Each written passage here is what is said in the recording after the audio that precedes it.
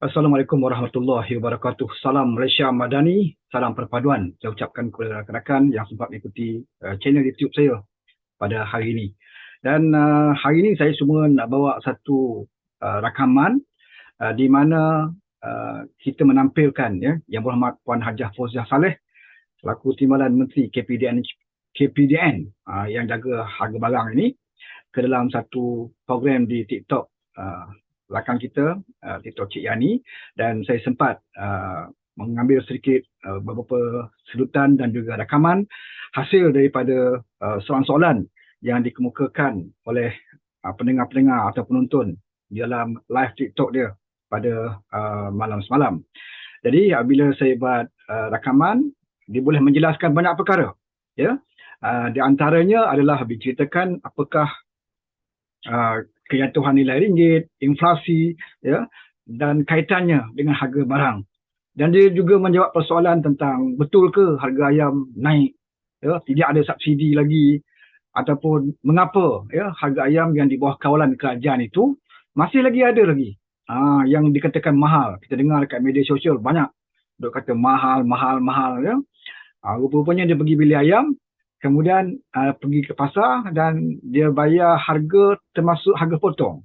Dia ada penjual yang dia charge bila kita potong. Ada penjual dia tidak charge. Bergantung pada pekedai lah. Dia menjual. Itu atas kebijaksanaan kita. Kalau kita rasa nak bayar upah potong tu rasanya membebankan, kita bawa balik potong sendirilah. Kalau kita rasa boleh, okey. Tapi tidak ada kena-mengena pun dengan harga ayam tu. Harga ayam adalah harga ayam kawalan. Dan saudara boleh dengar nanti, saya akan siarkan rakaman tu selepas ini. Dan termasuk juga tentang harga gula premium yang mahal katanya. Apakah gula premium ini gula yang dikawal ataupun gula biasa? Gula yang dikawal tu gula apa? Jadi semua akan diterangkan, termasuk juga berkaitan dengan apakah langkah-langkah kerajaan di dalam menangani kos sara hidup yang juga melibatkan kenaikan harga barang. Banyak faktor sebenarnya menyebabkan kenaikan harga barang, terutamanya yang tidak di bawah kawalan kerajaan. Contohnya ada yang berkata Maggi pun dah naik harga. Maggi bukan harga kawalan sebenarnya. Maggi dan beberapa barang lain lah yang bukan harga kawalan. Ada yang menceritakan tentang beras mana yang sebenarnya naik harga, beras mana yang tidak naik harga, beras mana yang di bawah kawalan kerajaan. Semuanya akan diterangkan oleh Yang Berhormat Puan Hajah Fauziah Saleh dalam rakaman yang kita akan pertontonkan kepada anda, dan beliau akan jawab beberapa persoalan lah, persoalan-persoalan umum yang sering diperkatakan masyarakat di luar sana. Jadi saya minta supaya anda dapat menonton sehingga habis, lebih kurang 1 jam, mau 1 jam juga lah ataupun anda boleh tangguh-tangguhkan dulu, skip ke tengok apa yang menarik saja, terpulang pada anda. Yang penting saya seru supaya anda subscribe channel YouTube saya. Yang masih lagi belum subscribe, yang dah subscribe, saya mengucapkan ribuan terima kasih. Dan bagi anda yang belum lagi follow akaun TikTok saya yang baru, yang lama telah pun di ISA kan, kena sekat, saya tak tahu sebab apa. Yang baru tu anda follow lah sama juga Fauzuddin NS jadi anda boleh follow.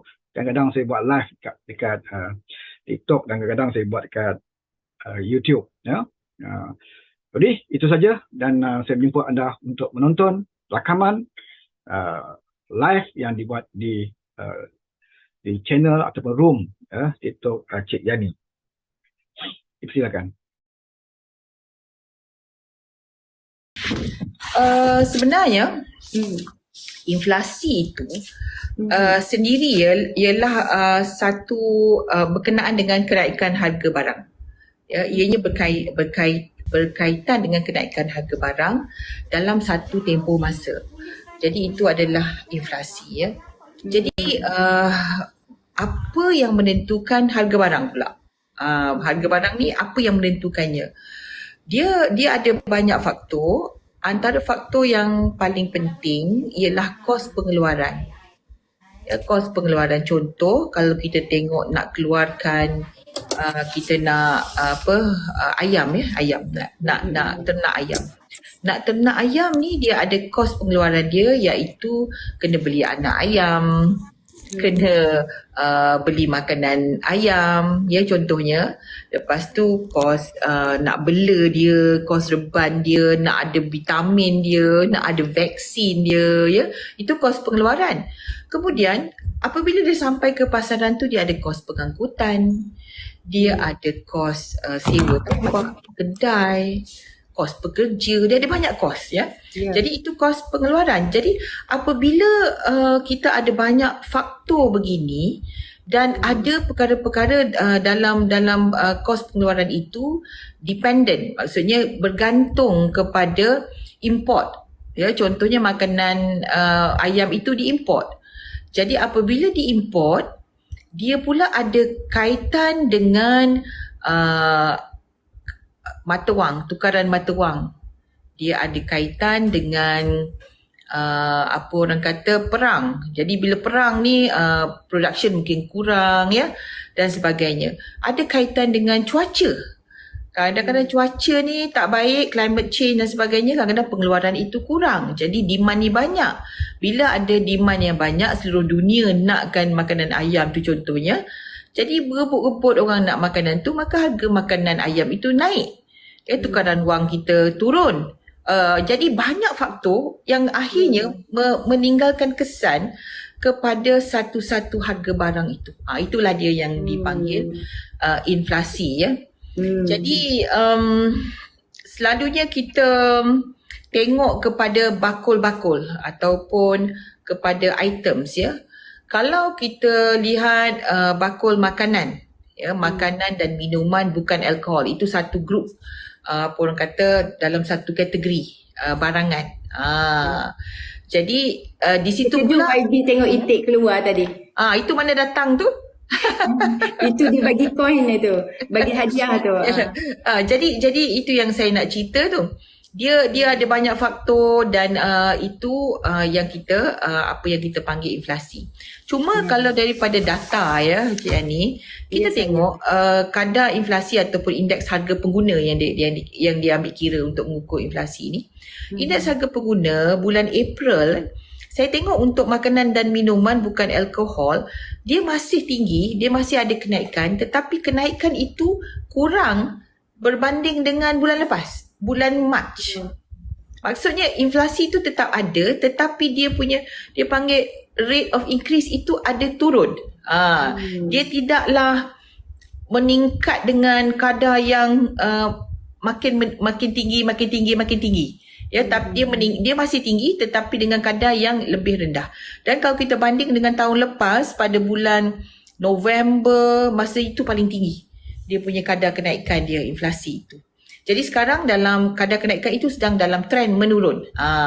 Itu yang sedang berlaku pada ketika ini. Sebab itulah orang kata harga barang itu mahal, ya. Sebab dia ada banyak faktor dan dia juga ada berkaitan dengan kuasa membeli rakyat. Sebab kuasa membeli rakyat ini ialah pendapatan tolak dengan kos sara hidup.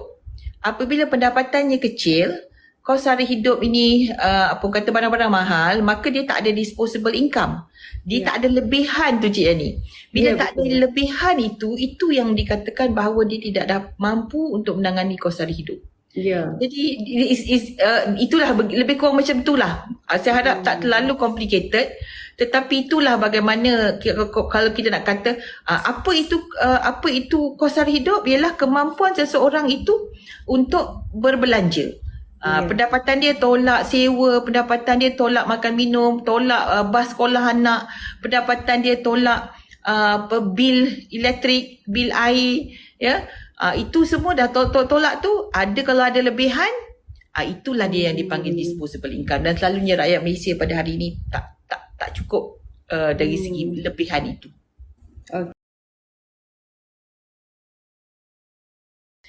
Okey. Ini menarik soalan ni. Kita di Malaysia ni, kita mengamalkan free market economy. Ya, baby. Apa maksud free market economy? Free market economy itu pasaran ekonomi bebas di mana kita tidak boleh kawal semua harga barang. Okay. Ya. Harga barang itu ditentukan oleh kos pengeluaran tadi yang saya katakan tadi, inflasi, global factors, dan dia juga ada kaitan dengan supply and demand. Supply and demand. Jadi kalau misalnya supply itu banyak dan demand itu sikit, dengan sendirinya harga itu akan turun. Tapi kalau supply itu sikit, demand itu banyak, maka harga itu akan naik.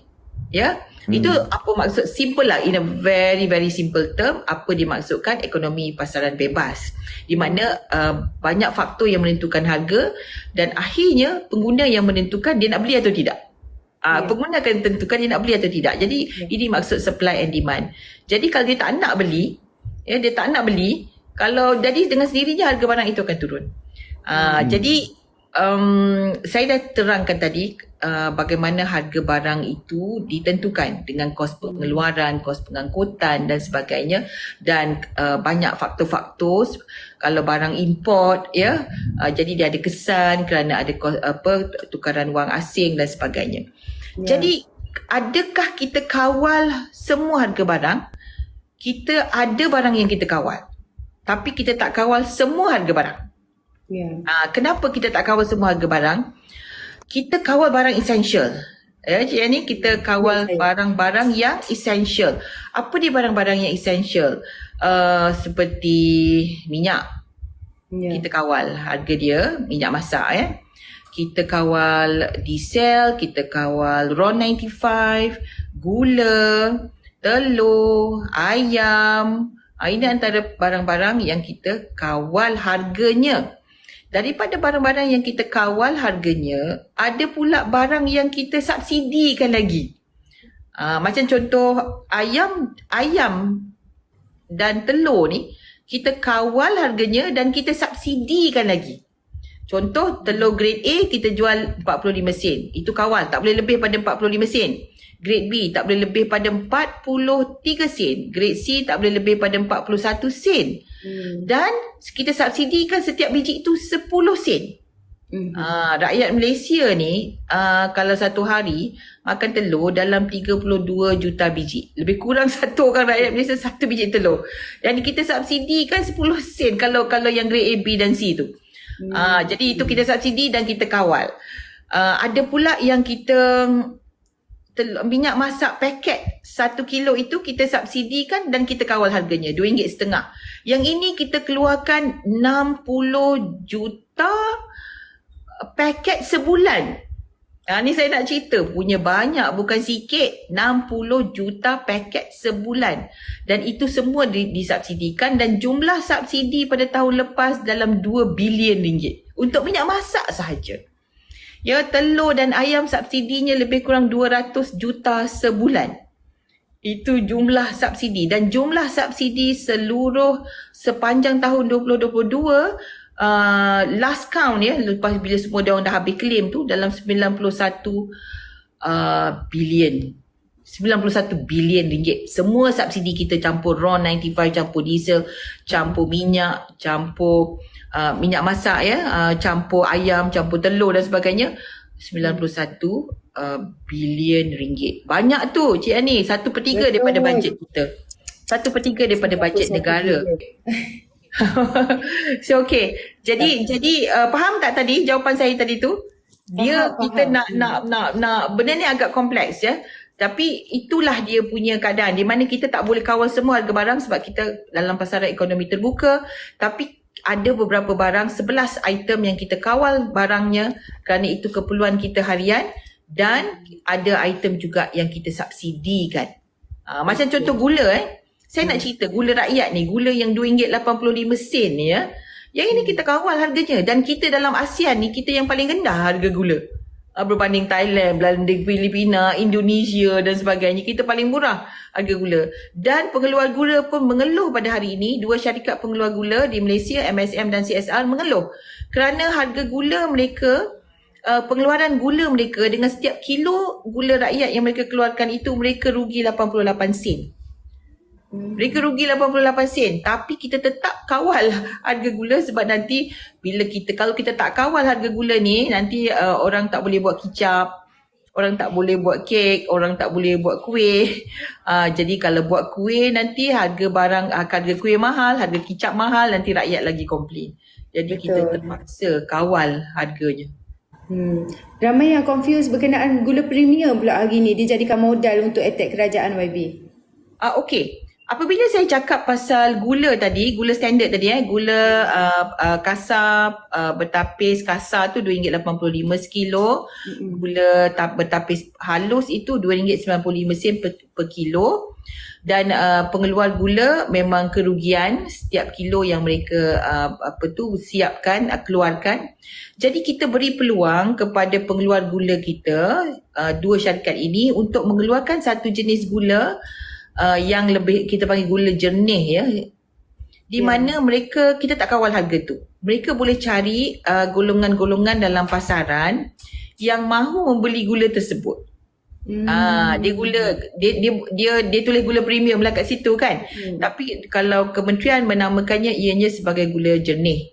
Dan itu kita tak kawal.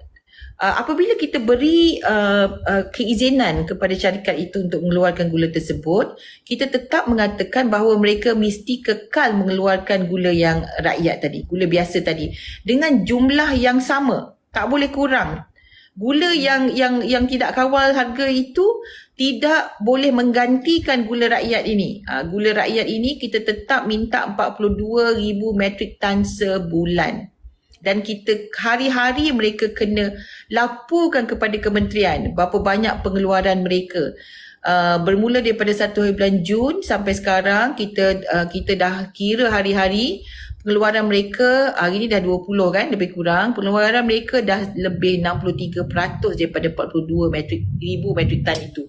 Jadi itulah bagaimana kami ni di kementerian menjaga sangat keperluan rakyat supaya tidak timbul keadaan tak ada gula lah, gula mahal lah dan sebagainya. Telur pun kita jaga, ayam pun kita jaga, minyak masak pun kita jaga, gas LPG kita jaga, diesel kita jaga, RON 95 kita jaga. Tu dia je ni. Semua kita jaga. Kita kawal. Kita kawal harganya.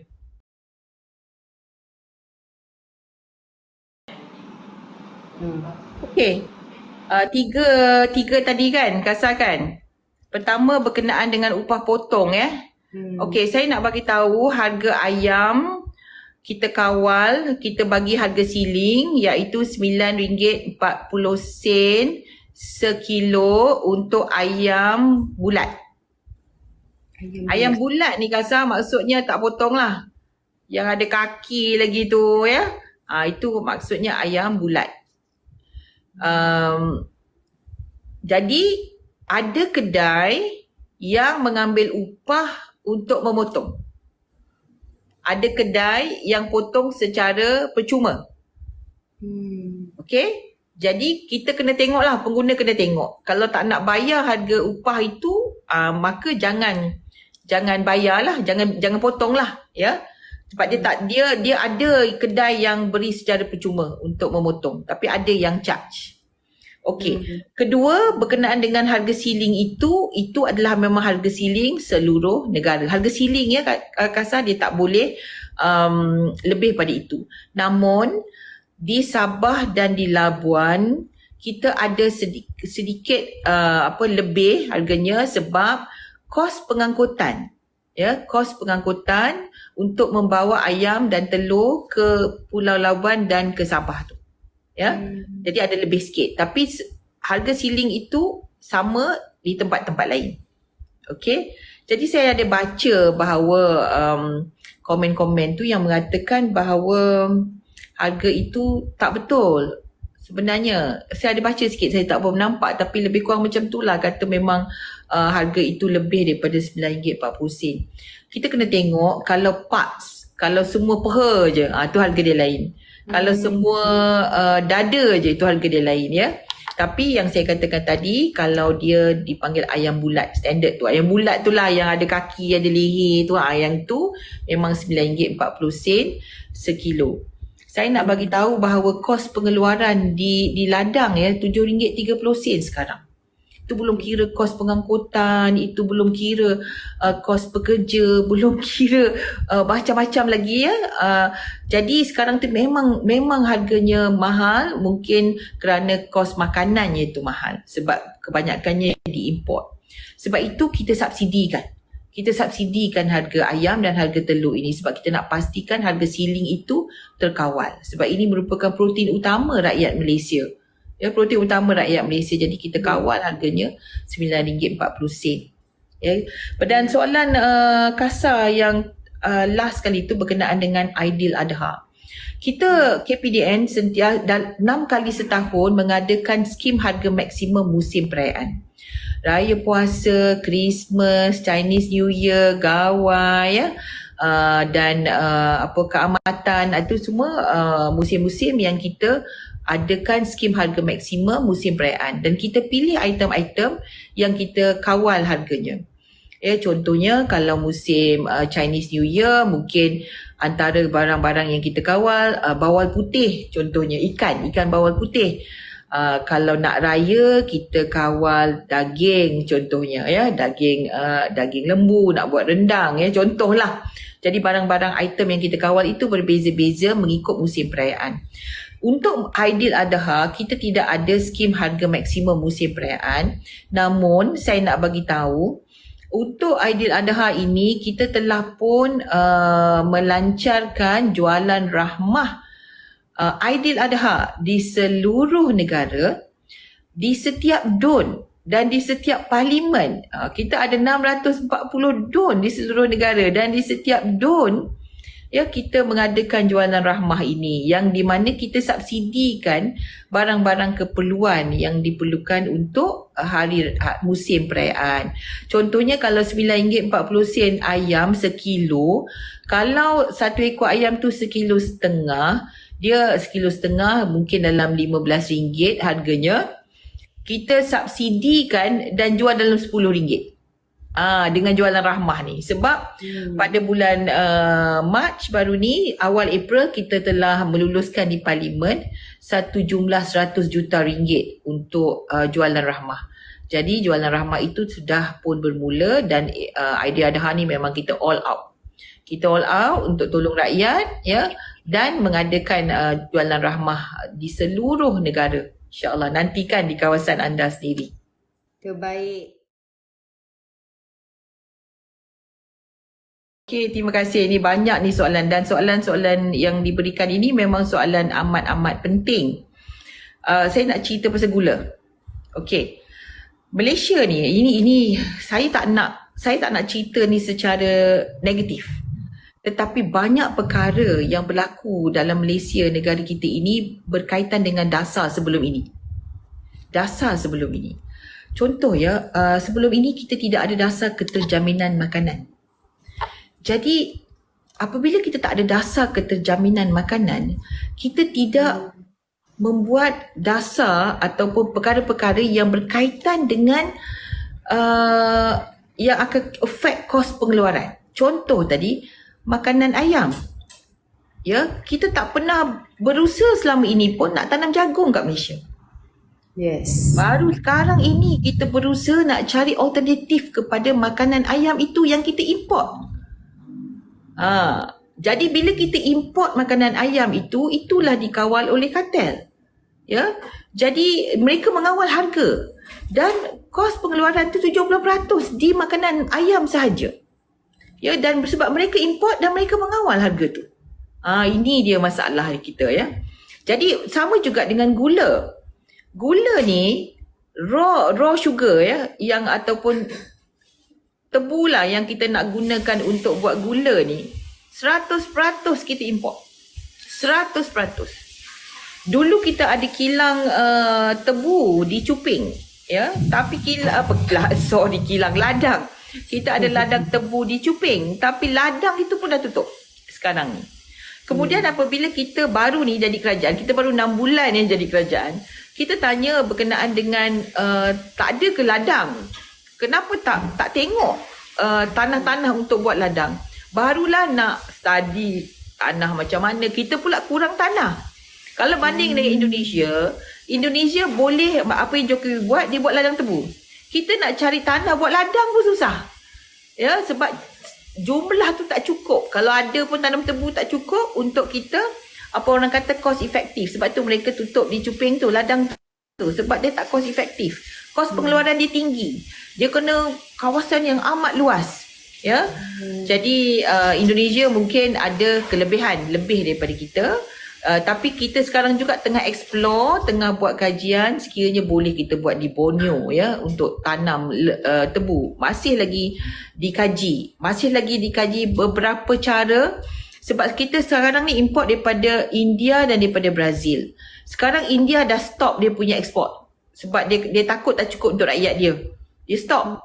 Jadi kita tinggal berharap pada Brazil je. Jadi itu keadaan. Ini kita panggil keterjaminan makanan ni. Yang sebelum ni tak pernah dibuat dasar, nak lihat bagaimana nak memastikan keterjaminan makanan itu berlaku. Ya. Jadi saya kata saya tak suka nak menyalahkan dasar sebelum ini, tapi itulah hakikatnya. Ya, sebab itu sekarang baru nak buat dasar. Ya, kita baru 6 bulan ni tengoklah macam manalah nak cari nak jaminkan ada cukup bekalan tebu, nak jaminkan ada cukup bekalan makanan haiwan dan sebagainya. Supaya dia boleh mengawal kos pengeluaran tu. Bila dia kawal kos pengeluaran itu, maka kita ada makanan yang kita perlukan dan kita boleh kawal kos dia sebab kita tak perlu import. Sekarang ni kita at the mercy tau of the countries yang export tu. Kita jagung pun daripada Brazil, gula pun daripada Brazil, ya, dan sebagainya. Jadi itu saya harap menjawab kepada soalan On.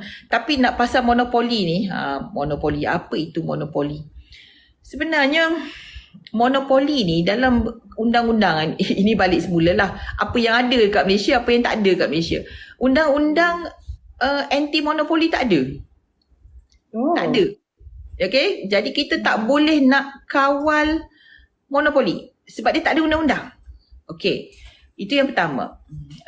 Kedua, bagaimana kalau satu-satu syarikat itu menyalahgunakan dia punya kedudukan dalam monopoli itu. Ini yang kita nak kawal, ya. Jadi kalau macam contoh beras, ya, itu yang Perdana Menteri kita dia minta pula macam saya Mota bagi sumbangan balik kepada petani-petani, contohnya, ya, pesawah-pesawah. Itu satu contohlah di mana intervensi daripada kerajaan sekarang ini untuk membantu keadaan, ya. Jadi kita juga melihat kepada undang-undang yang boleh kita bawa ke hadapan di bawah kementerian kami yang boleh mengawal sekiranya ada usaha-usaha untuk berlakunya monopoli. Ya, kita sekarang sedang mengkaji. Sebelum ni memang kita tak ada undang-undang tu. Okey. Jadi itulah keadaan dia. Sebabnya dasar yang terdahulu yang kita warisi, yang kita berhadapan sekarang ini banyak ada kesan kepada kos pengeluaran, banyak ada kesan kepada harga barang dan sebagainya. Kalau Cik Annie ingat, pada tahun lepas ada satu ketika dalam bulan 10 tu, dia tak ada telur. Ingat tak? Ya, sangat susah telur. Pada ketika itu memang tak ada telur. Tapi pada ketika itu kos pengeluaran untuk keluarkan telur terlalu mahal sehingga pengeluar ni tak keluarkan telur. Tak jaga ambil ayam untuk keluarkan telur. Jadi itulah maksudnya keterjaminan makanan ni amat penting. Kita kena ambil langkah yang penting, yang betul, yang bijak untuk intervensi kerajaan untuk memastikan bahawa ianya dapat menjamin bekalan. Apabila bekalan itu cukup, maka harga itu boleh kita kawal. Contohnya baru-baru ini, apabila Perdana Menteri membuat kenyataan bahawa subsidi ayam dan telur akan diteruskan. Ya, sebab penarikan subsidi ni pun buat orang panik kan. Buat orang panik juga kan. Betul. Jadi Perdana Menteri buat announcement kerana keputusan kabinet di awal tahun, di awal kerajaan terbentuk ialah untuk meneruskan subsidi sehingga 6 bulan sahaja, dan selepas itu ianya akan dikaji semula. tapi belum cukup 6 bulan itu macam rakyat dah macam dapat maklumat bahawa ianya akan ditarik. Tapi sebenarnya belum lagi kabinet buat keputusan. Jadi apabila rakyat apabila kita sampai ke pertengahan Jun itu, kita berjumpa Perdana Menteri, ya, kita berbincang antara beberapa kementerian dan Perdana Menteri membuat keputusan untuk meneruskan subsidi, ya, ayam dan telur. Jadi subsidi secara berterusan bukan sesuatu yang yang boleh membantu negara sebenarnya, sebab banyak sangat subsidi ni. Tapi ianya sesuatu yang diperlukan oleh rakyat ketika ini. Dia perlu ada banyak lagi intervensi, seperti kena cari jalan macam mana tak import tebu, macam mana tak import makanan haiwan dan sebagainya, supaya untuk mengawal kos pengeluaran. Saya nak berbalik kepada apa yang saya kata di awal tadi, betul Cik Asti, ya. Dia kos pendapatan tolak kos sara hidup, ya, itu adalah kemampuan kita untuk berbelanja. Jadi dia bukan setakat nak kawal harga dan subsidi, tetapi kita ada strategi serampang dua mata, di mana tanggungjawab kerajaan juga untuk meningkatkan pendapatan. Ini yang kita panggil inisiatif pendapatan rakyat yang di bawah Kementerian Ekonomi, Rafizi, dan bawah keterjaminan makanan. Itu pasal supply chain dan sebagainya. Kami ni nak kawal harga, nak kuat kuasa dan sebagainya, nak jaga pengguna. Jadi dia kena strategi itu kena serampang dua mata. Dia tak boleh kawal subsidi semuanya tanpa meningkatkan pendapatan rakyat. Sebab kalau pendapatan rakyat ini sudah meningkat, rakyat tak kisah dah kalau harga barang tu mahal, sebab dia ada kuasa berbelanja. Jadi ini tanggungjawab kerajaan ni. Sebab itu pendapatan, tolak kos, kalau ada lebihan, itulah yang rakyat nak sebenarnya. Yang sebenar-benarnya. Yang ni yang kita kerajaan tanggungjawab pada hari ini nak buat, nak lakukan. Subsidi pula, memang betul kita peruntukkan subsidi sejumlah kurang daripada 91 bilion tahun lepas. Tapi actual yang kita gunakan ialah 91 bilion 2022. Bayangkan kalau 91 bilion itu kita boleh gunakan untuk buat sekolah, untuk perbaiki hospital, ya, tambah hospital, tambah peralatan canggih dekat ICU, repair toilet yang rosak dekat sekolah, ya, makmal yang baik. Itu lebih baik kita gunakan duit rakyat itu ke arah itu. Ini pandangan kerajaan, ya. Namun dalam keadaan rakyat ini susah, kerajaan memang akan lakukan perkara ini. Kita akan pastikan rakyat, harga barang itu dikawal, kita akan pastikan subsidi itu diteruskan. Tapi sampai bila? Ya, sampai bila? Kerana kita lebih baik kita buat benda yang untuk membangunkan sekolah, infrastruktur jalan dan sebagainya. Tambah pula kita bayar hutang ni. Jangan lupa kita bayar hutang, 1.3 trilion hutang negara. Kita mewarisi semua itu. Jadi sebab itu kerajaan pada hari ini nak cari jalan tingkatkan pendapatan rakyat. Macam mana kita nak pastikan anak-anak muda melalui TVET, ada training, ya. Lepas tu kita nak buat matching supaya mereka masuk ke dalam industri. Kita nak tarik pelabur asing, FDI, ya, supaya banyak lagi peluang-peluang pekerjaan wujud. Ini yang kerajaan pun kena fikir, ya. Dan rakyat juga harus faham bahawa itu lebih bermakna sebenarnya untuk rakyat, ya. Selain daripada asyik nak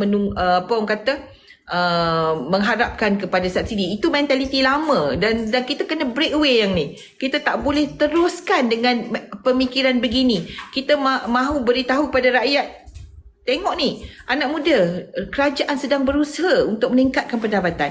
Kerajaan sedang berusaha untuk beri peluang pekerjaan. Kerajaan sedang berusaha ya untuk memastikan bahawa inisiatif pendapatan rakyat itu dilaksanakan.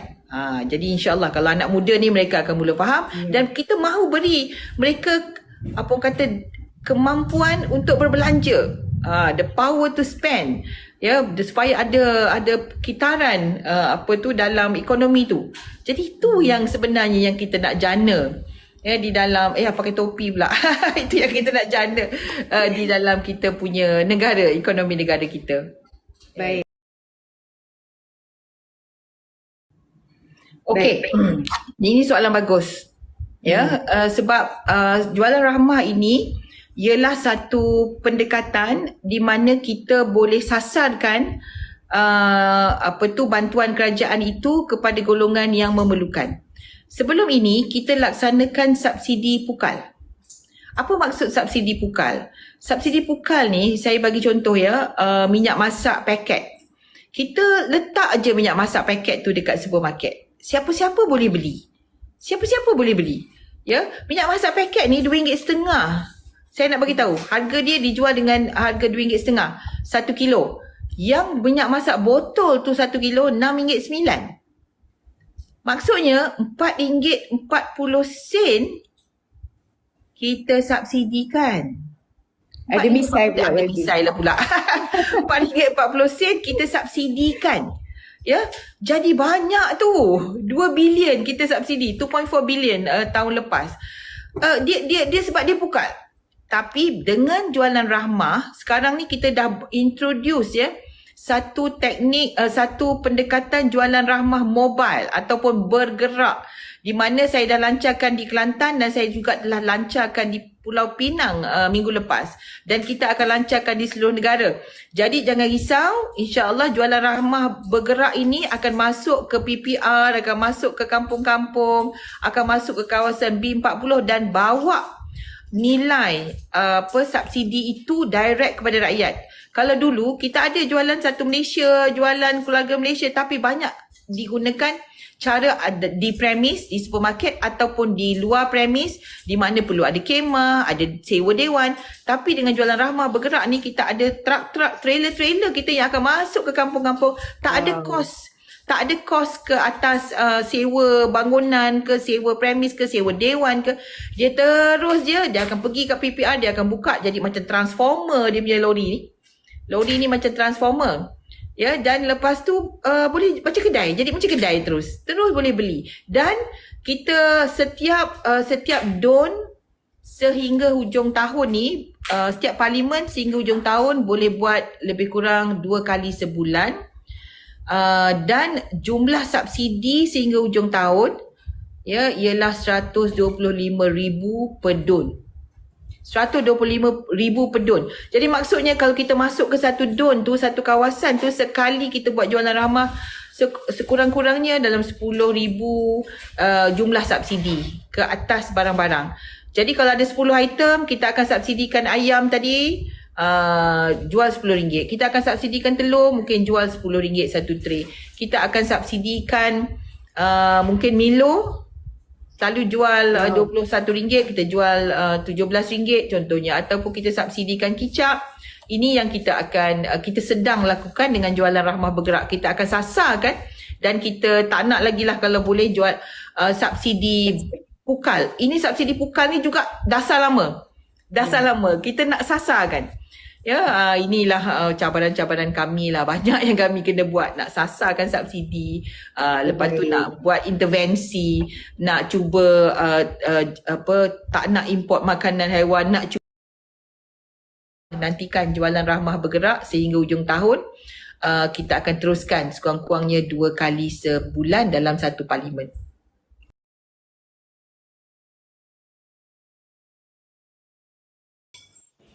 Okey, kita ada makanan bermasak, Iwan. Makanan bermasak, dan kita ada barangan yang untuk dimasak. Okey. Barangan bermasak kita guna pendekatan menu rahmah, ya, menu rahmah. Sekarang ini ada 2,292, lebih kurang lah 2,000 lebih lah premis yang menawarkan menu rahmah. Jadi kita dapati bahawa yang paling konsisten di dalam menawarkan menu rahmah ini adalah kedai-kedai yang ada ada rangkaian seperti McDonald's, ya, seperti Mary Brown dan Old Town White Coffee dan sebagainya. Yang ini yang majoriti daripada kedai-kedai yang menawarkan menu rahmah. Jadi mereka ini memang CSR, Wan. Mereka tidak memerlukan insentif daripada kerajaan. Tapi sekiranya ada kedai-kedai individu yang menawarkan menu rahmah, mereka juga menyatakan bahawa mereka mahukan insentif daripada kerajaan. Kita sedang kaji kerana kadang-kadang katakanlah kita nak bagi subsidi, ya, mereka terpaksa pergi jauh untuk beli. Jadi itu pun ada kos. Jadi itu kita belum jumpa formula macam mana kita nak bantu mereka dengan katakanlah kita nak bagi barang yang ada subsidi tu, mereka nak kena pergi keluar pula. Ya, jadi akhirnya dia tidak cost efektif. Jadi itu masih dalam kajian dan kita masih dalam engagement lah, ya. Berkenaan dengan barang-barang yang tidak bermasak, jualan rahmah lah caranya, ya. Itu kita dua pendekatan ni yang kita gunakan untuk menurunkan makanan, kadar inflasi makanan yang bermasak dan tidak bermasak. Berkenaan dengan ketirisan diesel, ini banyak berlaku di negeri-negeri sempadan, ya, di negeri-negeri sempadan. Baru-baru ini saya turun ke Kelantan dan saya tengok sendiri di Sungai Golok, ya, dan diiringi oleh kita punya Marine, diiringi oleh kita punya penguat kuasa dan polis Thailand juga. Kita tengok bagaimana sepanjang Sungai Golok tu, ini buka mata saya lah, ya. Dia tengah-tengah sungai itu adalah dia punya sempadan, tengah-tengah sungai. Katakanlah masa tu kita tak buat rondaan, masa ketika itu dia cross sungai dengan diesel, ya, diesel kita ni. Jadi bila kita lalu dekat situ, dia dah sampai ke kawasan perairan melepasi sempadan, ya. Dia dah masuk ke kawasan negara jiran. Kita tidak ada kuasa untuk menahan mereka. Ada sekali tu dia lambai lagi kat kita. Kita kata, macam mana ni? Ya, macam mana ni? Dengan tong-tong diesel warna biru ni kita nampak ini kita punya diesel. Ya, jadi ekonomi sempadan ini satu cabaran bagi kita, terutamanya kalau sungai, ya, macam contoh di Kelantan, Sungai Golok tu, dan panjang tau stretch tu, mustahil kita boleh buat pagar sepanjang tu, ya, ataupun benteng, ya. Jadi kita pun balik daripada itu, kita pun memikirkan bagaimana kita nak kawal keadaan itu. Ya, sebabnya memang kita mustahil kita berada di sepanjang tebing itu setiap masa. Okey. Jadi apa yang kita buat? Kita cuba dulu. Kita cuba di Perlis. Perlis tak ada sungai. Dia ada dia punya border lah. Sebelum ini kita suspek kenderaan asing membeli daripada minyak yang ada subsidi, diesel dan RON95. Jadi cara yang dulu ialah pertama kita tak bagi dia beli. Tapi kita tak bagi dia beli pun, kita tak boleh duduk dekat situ setiap masa untuk kawal, ya. Kedua, kita tak buat stesen minyak dalam kilometer 25 kilometer pun masalah juga, ya. Jadi apa yang kita buat? Kita tukar strategi. Kita buka stesen minyak, kita buka 2 stesen minyak dan kita bagi stesen minyak itu yang tak ada subsidi. Kita jual dengan harga tak ada subsidi, ya. Maksudnya dia opposite lah kita punya strategi ni, ya. Bukan kita kawal-kawal tapi kita bagi. Maksudnya kalau kenderaan asing kena beli minyak yang tak ada subsidi.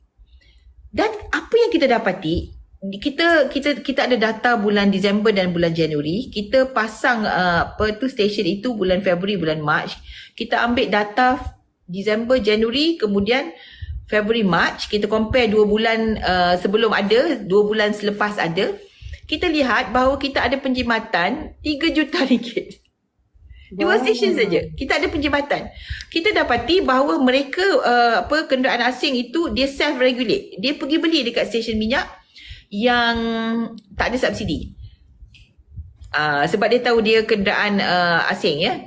Jadi yang minyak yang subsidi tu kita tengok dari segi sale dia ada penurunan, dan minyak tak ada subsidi tu sale dia ada peningkatan, dan dia punya peningkatan itu tally dengan penurunan daripada sale sebelum tu. Dalam jumlah dalam 3 juta ringgit. Kita dapat selamatkan. Jadi itu juga antara contoh-contoh thinking out of the box, macam mana nak selesaikan masalah ketirisan ya. Sebab kalau kita nak duduk kat situ kawal-kawal tak buat stesen minyak, kawal-kawal, akhirnya dia kreatif juga cari jalan. Tapi bila kita tukar strategi yang kita kata you kena beli kat sini. Kereta yang ada plate asing tak boleh beli yang ni. Dan kita lihat dia self-regulate. Dan kita juga tengah fikir sebab kita tengok mungkinkah kita buat juga di Kelantan ya, kita sedang nak set up di Kelantan dan kita cuba regulate cara macam tu. Maksudnya you belilah yang tak ada subsidi ni. Ya. Jadi itu satu yang kita sedang usahakan. InsyaAllah dia memang orang kata bukan sesuatu yang normal thinking. kita kena buat sesuatu yang berbeza dan kita dah buat eksperimen dan kita nampak results. Terbaik terima kasih Kak Ji.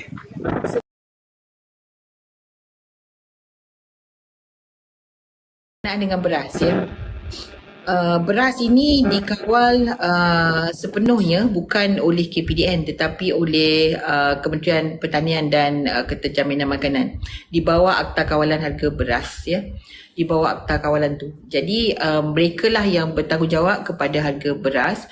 Namun saya dimaklumkan bahawa beras tempatan tak ada kenaikan. Yang ada kenaikan ialah beras import. Ya, beras lokal masih dikawal. Ya, cuma masalah kadang-kadang rakyat kata susah nak cari beras lokal ni lah. Itu isu dia. Ya, tapi itu kami sendiri bila dapat maklumat ni daripada rakyat ni terus panggil Abang Mat. Panggil Abang Mat, duduk sekali. Amais ni Abang Mat cerita kat kami ni, betul ke sebab orang kami ni yang tolong kena marah. Padahalnya yang itu Kementerian Abang Mat yang jaga ya. Jadi dia kata tak, dia kata beras import aja kalau naik, beras lokal, beras tempatan tak naik. Itu yang dijaminkan oleh Kementerian Pertanian dan orang kata Keterjaminan Makanan. Okey, berkenaan dengan dasar pula. Berkenaan dengan dasar, kita serius ya. Kita baru 6 bulan tapi kita serius.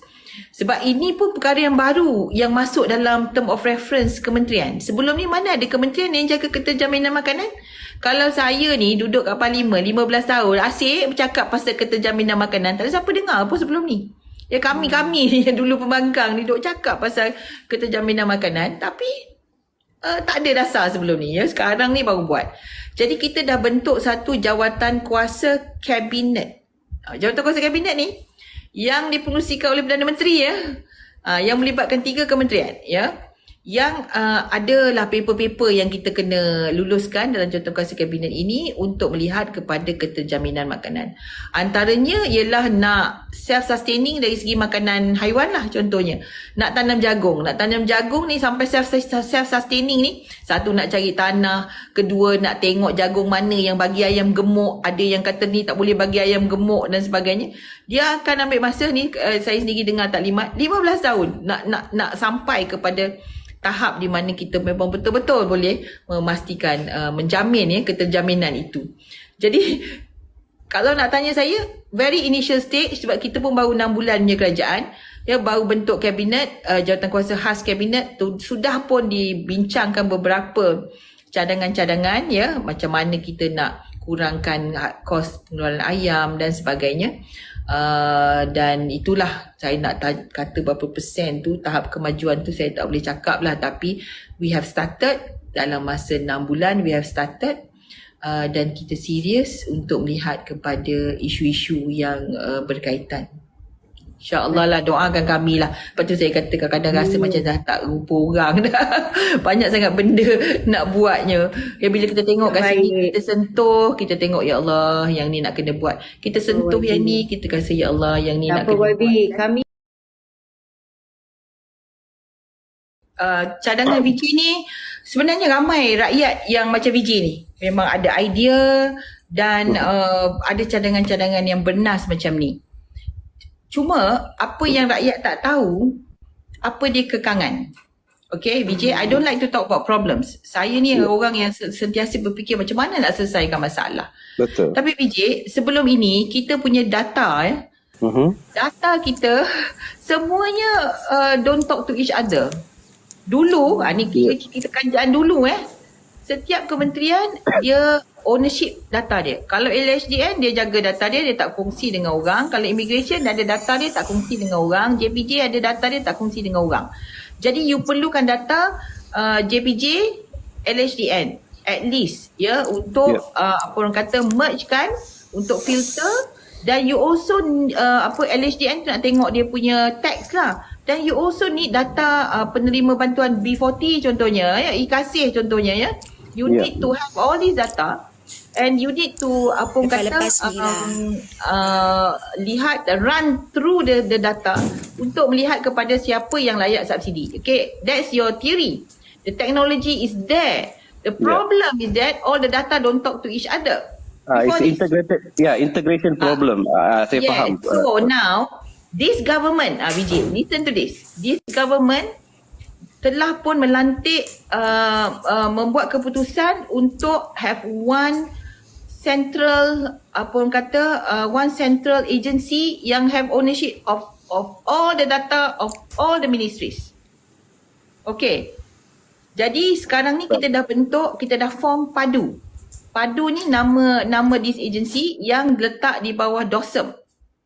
Dan boleh collect data from all agencies dan boleh integrate all this data. And that will take time until the end of the year. You see, Vijay, what we have to do? Sebab sebelum I understand. We have got smart people like you. Kita pun fikir benda tu.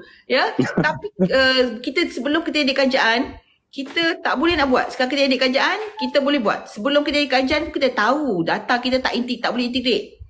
Tapi sekarang kita jadi kerajaan, kita akan buat. Dan kita dah buat pun. Kita dah mulakan pun. Kita dah bentuk PADU dan kita dah buat keputusan untuk integratekan semua data.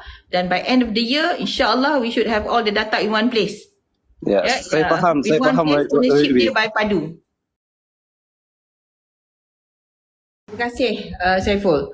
NACOL ataupun National Council on Cost of Living lah, ataupun Majlis Tindakan Kos Sara Hidup yang dipengerusikan oleh Yang Amat Berhormat Perdana Menteri sendiri. Dan NACOL ni dia ada beberapa level yang Perdana Menteri 2 kali setahun, kemudian Timbalan Perdana Menteri tu dari sudut pengurusan dia, dan kemudian ada sudut pelaksanaan dia, ada beberapa level yang bermesyuarat secara berterusan. Jadi KPDN, kementerian kami memang merupakan sekretariat kepada Majlis Tindakan Kos Sara Hidup ini. Dan kita ada pengarah NACOL sekarang di bawah kementerian yang memang lihat kepada kos sara hidup ini. Jadi dia ada 6 aspek kos sara hidup yang kita kaji, yang kita teliti. Pertama, makan minum lah. Kedua, kos pengangkutan, kos pendidikan, kos perumahan, kos utilities. Itu semua kos yang kita define as kos sara hidup. Dan NACOL bertanggungjawab untuk memastikan kementerian-kementerian ini membawa dia punya paper cadangan ke dalam mesyuarat NACOL. Dan NACOL sentiasa melihat kepada semua aspek yang saya sebut tadi. Jadi very aktif. Dan apa yang Saiful sebut tadi, memang kita ada datanya dan ada faktanya berkenaan dengan inflasi. Masa PH jadi kerajaan pada bulan Januari 2018, itu belum jadi kerajaan indeks harga pengguna untuk makan minum, saya nak sebut makan minum ni sebab ini yang paling tinggi dia punya inflation dia.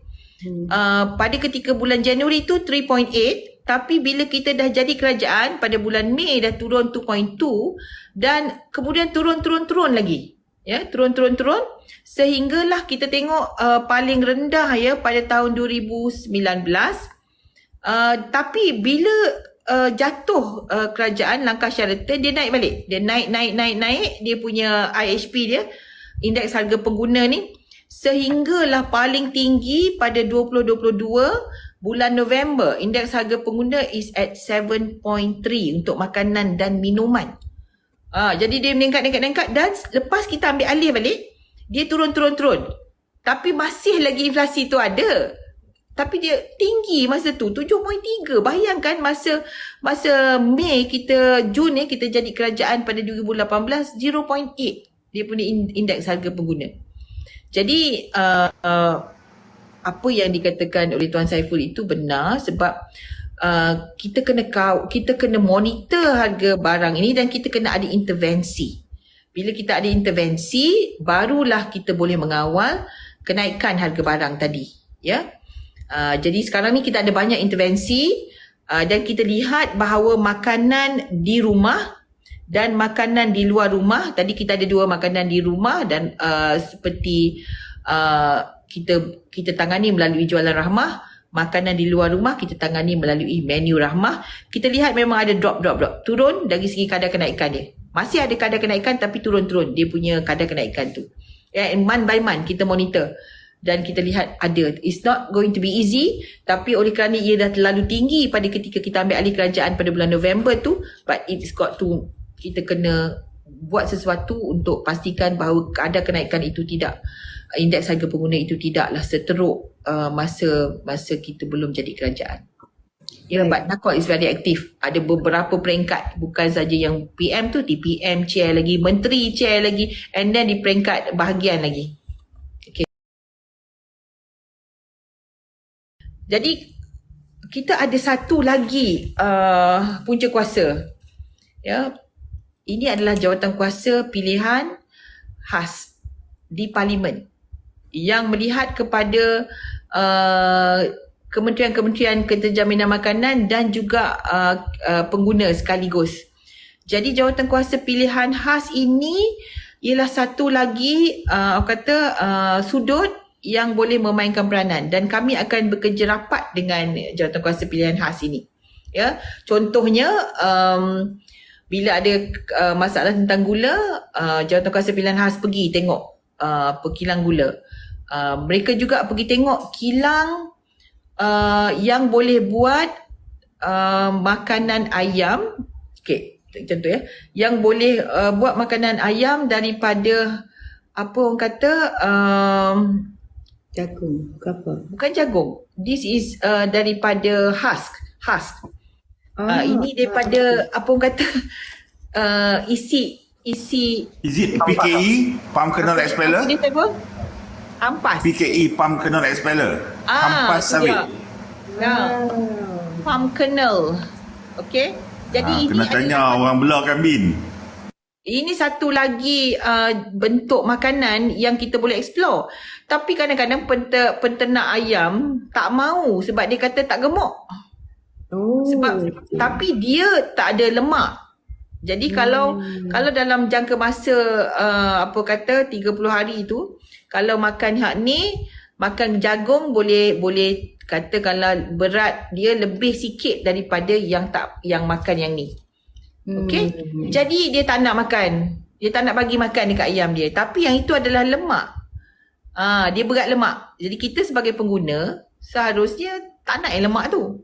Jadi inilah antara benda-benda yang kita kaji, ya, dan kita kena, bukan setakat kami antara kementerian gunakan platform NACOL, kami juga sekarang memastikan bahawa jawatan kuasa pilihan khas Parlimen itu ada kuasa. Sebelum ni jawatan kuasa khas Parlimen tak wujud, ya. Dia tak wujud sebelum wujudnya PH. Masa PH itu wujud, jawatan kuasa Parlimen itu ada, tapi dia tidak ada taring sangatlah. Ya. Kemudian bila dah lepas langkah Sheraton, Parlimen pun tak ada. Macam mana nak buat jawatan kuasa pilihan khas? Tapi pada hari ini Jawatankuasa Pilihan Khas itu kita beri balik kuasa di Parlimen yang boleh mainkan peranan check and balance juga dengan kementerian-kementerian. Jadi kita nak jadikan, ambil best practice. Kalau kita tengok dekat luar negara, Jawatankuasa Pilihan Khas ini boleh panggil menteri. Dan menteri kena jawab. Boleh panggil menteri you. Dia bukan kaleng-kaleng lah. Boleh panggil menteri Jawatankuasa Pilihan Khas ni dan menteri kena jawab kalau ada soalan. Kenapa nak makanan ni tak nak diambil? Kenapa nak juga jagung sedangkan jagung kena import? Yang ini boleh buat kat Malaysia. Contohnya. Ya, ini peranan Jawatankuasa Pilihan Khas.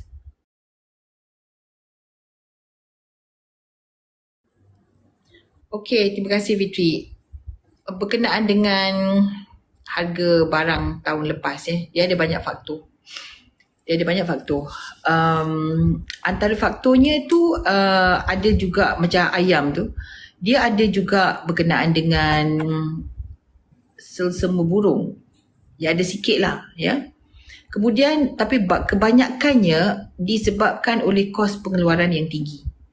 Apabila kos pengeluaran yang tinggi dan penternak ini give up untuk membela binatang ternakan tersebut. Contohnya Saiful, dia bela kambing. Jadi dia bela kambing ni, dia nak bela kambing ni, harga nak bela kambing ni lagi mahal daripada harga kambing tu bila jual. Jadi dia rugi lah. Jadi dia rugi, dia kata buat apa aku bela kambing? Baik aku tutuplah kandang ni. Contoh. Ya. Jadi itu secara generalnya inilah yang akan berlaku kalau kita apa orang kata government tidak ada intervention. Government kena ada intervention. Kalau government tak ada intervention, maka penternak-penternak akan give up. Itu sedikit gambaran lah apa yang berlaku tahun lepas. Sebab itu nak pulih telur tu ambil masa 6 bulan. Sebab ayam tu nak bela semula. Ya, nak bela semula. Dia ambil masa 6 bulan untuk bertelur dan 8 bulan untuk telur tu baru telur tu elok. Sebab tu lambat nak pulih telur hari tu. Ya. Jadi bila dia ada krisis tahun lepas, dia lambat kita nak ambil corrective actions. Ini sebab itu dasar amat penting dalam keterjaminan makanan tu. Dan sebab itu kami ni memang kena sentiasa alert what next ya. Bila kita tengok ada masalah gula hari tu, kos pengeluaran terlalu tinggi, import dah tak ada dan mereka dah rugi setiap pengeluaran mereka, kami benarkan mereka keluarkan gula yang mahal tu, yang kita tak kawal tu. Mungkin mereka boleh carilah pasaran ya untuk jual harga tu. Gula dengan harga tersebut, mungkin yang T20 nak gula yang premium tu. Tapi kita bagi juga syarat gula rakyat ni no compromise. Mesti juga keluarkan. Contoh ya. So ini maksud intervention daripada kerajaan ya untuk protect our industry. Sebab kita tak nak juga kilang gula tutup, habis semua kita. Semua tak jadi besok. Kalau kilang gula tutup macam geban ayam tutup, kita akan ada masalah. Ya. Nanti kicap tak jadi, kuih tak jadi, semua tak boleh. Jadi itulah tanggungjawab kerajaan untuk jalankan intervention ya dan preempt apa yang akan berlaku, sentiasa peka dengan trend ya dan sentiasa ambil langkah proaktif, nampak apa yang akan berlaku dan bertindak cepat ya. Berkenaan dengan pengguna dan price catchers, kita ada buat kajian dekat Malaysia berkenaan dengan consumer empowerment ya, pemberdayaan pendaya-upayaan pengguna, dan kita dapati pengguna di Malaysia ini di tahap yang sederhana. Ya, mereka bukan pengguna, kebanyakan pengguna kita bukan pengguna yang bijak ya. Jadi inilah yang apa saya kata, dia bukan setakat price catchers ya Fitri. Dia lebih daripada itu.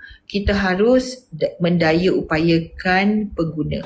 Pertama, pengguna harus tahu bahawa mereka ada hak. Kedua, pengguna harus tahu bahawa kita ada undang-undang yang melindungi pengguna. Ketiga, pengguna harus diberikan empowerment supaya mereka boleh buat keputusan-keputusan yang bijak. Ya, ini tugas kami juga untuk buat advocacy dan untuk mendidik pengguna. Kalau sebelum ini mungkin saya tengok ada NGO yang terlibat di dalam sama-sama untuk membuat advokasi kepada pengguna, kita akan libat urus lebih lagi lah. Sebab saya lihat mungkin NGO ni harus mainkan peranan yang lebih besar. Kita juga sedang mendaya upayakan gerakan pengguna siswa sebab pada pandangan saya siswa ini juga merupakan the game changer. Mereka boleh membawa perubahan kalau mereka faham tentang kuasa mereka dalam demand and supply. Mereka boleh sebenarnya buat keputusan. Saya juga sedang mencari jalan bagaimana kita boleh buat advokasi di kalangan wanita. Sebab wanita ni pada saya boleh menjadi golongan yang buat keputusan tentang kos sara hidup. Kalau misalnya sumber protein itu mahal, mungkin mereka boleh pilih protein yang lain untuk diberikan kepada keluarga mereka untuk diletakkan di atas meja. Jadi price catcher itu adalah satu tool yang kita sediakan. Kalau hari ini susu formula ini ada isu berkenaan dengan susu formula pada hari ini ya, susu kanak-kanak ya, infant formula dia panggil, infant formula ataupun susu kanak-kanak lah cara dalam bahasa yang mudahnya. Ataupun harga ikan, kita dengar dalam sehari dua ni harga ikan pula harga naik.